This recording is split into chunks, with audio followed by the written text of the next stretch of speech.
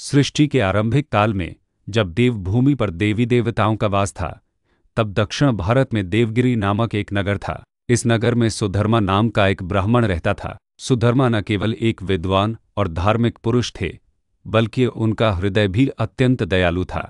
उनका विवाह सुदेहा नाम की एक महिला से हुआ था। सुदेहा भी एक धर्मपरायण और सुशील पत्नी थी, लेकिन एक ऐसा दुख था जो उनके वैवाहिक जीवन को अधूरा बना रहा था। वह दुख था संतानहीनता का। कई वर्षों तक सुधर्मा और सुदेहा ने हर संभव प्रयास किया, कई पूजा पाठ और व्रत किए, लेकिन भगवान ने उनकी प्रार्थना नहीं सुनी। सुदेहा के मन में हर दिन यह पीड़ा बढ़ती जा रही थी। वह अपनी इस खाली कोख को देखकर बहुत दुखी और निराश रहती थी। अपने पति के प्रति उसके मन में प्रेम था, लेकिन संतान न होने का दर्द उसे भीतर ही भीतर खाए जा रहा था। एक दिन सुदेहा ने अपनी बहन घुष्मा से मिलने का निश्चय किया। घुष्मा अपनी बहन के दुख को अच्छी तरह से समझती थी। जब सुदेहा ने अपने मन का सारा दुख घुष्मा को बताया, तो घुष्मा ने उसे एक सुझाव दिया। बहन, तुम मेरी खुशी चाहती हो और मैं तुम्हारी। तुम मेरे पति से विवाह कर लो। सुदेहा यह सुनकर चौंक गई, लेकिन घुष्मा ने उसे समझाया कि यह केवल एक उपाय है ताकि उनके परिवार में एक वंश का दीपक जल सके। सुदेहा ने अपनी बहन की बात मान ली और सुधर्मा से विवाह करने के लिए तैयार हो गई। सुधर्मा ने भी अपनी पहली पत्नी की सहमति और अपनी दूसरी पत्नी की आज्ञा को स्वीकार कर लिया, और इस प्रकार घुष्मा का विवाह सुधर्मा से हुआ। घुष्मा एक अत्यंत ही धार्मिक और भक्तिमय महिला थी। उनका मन भगवान शिव की भक्ति में लीन रहता था। वह प्रतिदिन शिव की पूजा अर्चना करती थी। घुष्मा का एक अत्यंत विशेष नियम था, वह प्रतिदिन मिट्टी से 101 शिवलिंग बनाती थी। उनकी भक्ति इतनी गहरी थी कि वह हर शिवलिंग को अपने हाथों से आकार देती, उनमें प्राण फूंकती और फिर एक एक करके उनकी पूजा करती थी। पूजा के बाद वह उन सभी शिवलिंगों को एक पास के तालाब में विसर्जित कर देती थी। यह उनका एक अटूट नियम था। उनकी भक्ति इतनी शुद्ध और निर्मल थी कि भगवान शिव उनकी तपस्या से बहुत प्रसन्न हुए। कुछ समय बाद घुष्मा ने एक सुंदर और स्वस्थ पुत्र को जन्म दिया। इस घटना से सुधर्मा का परिवार आनंद से भर गया। उनके घर में खुशियां लौट आईं। सुधर्मा और घुष्मा दोनों ही अपने पुत्र के आने से बहुत खुश थे। पुत्र धीरे धीरे बड़ा होने लगा और वह बहुत ही बुद्धिमान और सुंदर था। लेकिन जहां खुशी होती है, वहां कभी कभी ईर्ष्या भी अपनी जगह बना लेती है। सुदेहा, जो पहले घुष्मा के लिए इतनी दयालु थी, वह धीरे धीरे जलने लगी। वह यह देखकर सहन नहीं कर पा रही थी कि जिस खुशी के लिए उसने इतना इंतजार किया था, वह उसकी बहन को मिली थी। उसे यह भी लगने लगा कि परिवार में उससे वह सम्मान नहीं मिल रहा है जो घुष्मा को मिल रहा था। इसकी ईर्ष्या ने सुदेहा के मन में एक भयानक विष घोल दिया। वह अपने पति और घुष्मा के पुत्र से नफरत करने लगी। एक दिन जब पूरा परिवार सो रहा था, सुदेहा के मन में ईर्ष्या ने एक शैतान का रूप ले लिया। उसने एक कुटिल योजना बनाई।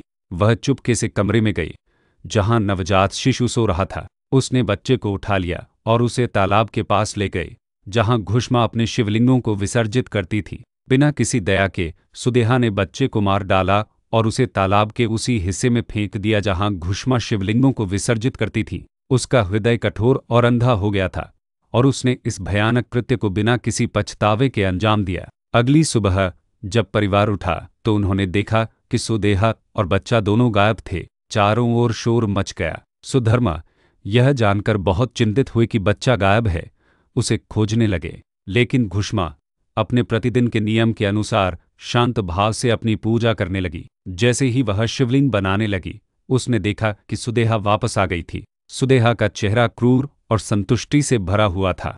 जब घुष्मा ने सुदेहा को शांत देखा तो वह समझ गई कि क्या हुआ है।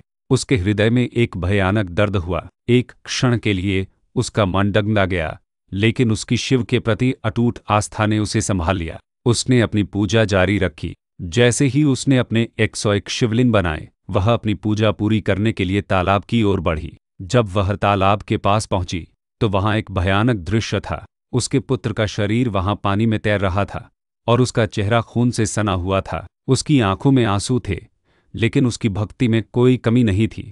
वह चुपचाप अपनी पूजा करती रही और उसने अपने शिवलिंगों को उस तालाब में विसर्जित करना शुरू कर दिया। उसकी यह भक्ति, उसकी यह असीम सहनशीलता और उसकी यह शांत और दृढ़ आस्था देखकर भगवान शिव बहुत प्रसन्न हुए। वे तुरंत वहां प्रकट हुए। शिव ने सुदेहा को देखा और उसकी क्रूरता से वे बहुत क्रोधित हुए। उन्होंने अपना त्रिशूल उठाया और सुदेहा को मारने के लिए तैयार हो गए। लेकिन तभी घुष्मा ने अपने हाथ जोड़कर शिव से प्रार्थना की, हे महादेव, आप मेरे पिता के समान हैं। मैं आपसे प्रार्थना करती हूँ कि आप मेरी बहन को क्षमा कर दे। वह अज्ञानी है और उसने यह सब अज्ञानता में किया है। कृपया उसे क्षमा कर दे। यह सुनकर शिव बहुत आश्चर्यचकित हुए। उन्होंने कभी नहीं देखा था कि कोई अपने हत्यारे के लिए क्षमा मांगे। घुष्मा की इस दया और क्षमा ने शिव के क्रोध को तुरंत शांत कर दिया। वह समझ गए कि घुष्मा की भक्ति और दया का कोई मुकाबला नहीं था। उन्होंने न केवल सुदेहा को क्षमा किया, बल्कि उन्होंने घुष्मा के पुत्र को भी वापस जीवन दिया। बच्चा जीवित होकर अपने पिता सुधर्मा के पास लौट आया। भगवान शिव ने घुष्मा से कहा, हे मेरी परम भक्त, मैं तुम्हारी भक्ति और दया से बहुत प्रसन्न हूँ। तुमने अपनी बहन को क्षमा कर दिया और तुमने मुझसे भी अधिक दयालुता दिखाई है। मैं तुम्हें यह वरदान देता हूँ कि मैं इस स्थान पर एक ज्योतिर्लिंग के रूप में हमेशा के लिए विराजमान रहूंगा। जो कोई भी इस स्थान पर आएगा और मेरी पूजा करेगा, उसे संतान की प्राप्ति होगी और उसके सभी दुख दूर हो जाएंगे। इस प्रकार भगवान शिव घुष्मा के अनुरोध पर वहां एक ज्योतिर्लिंग के रूप में स्थापित हुए।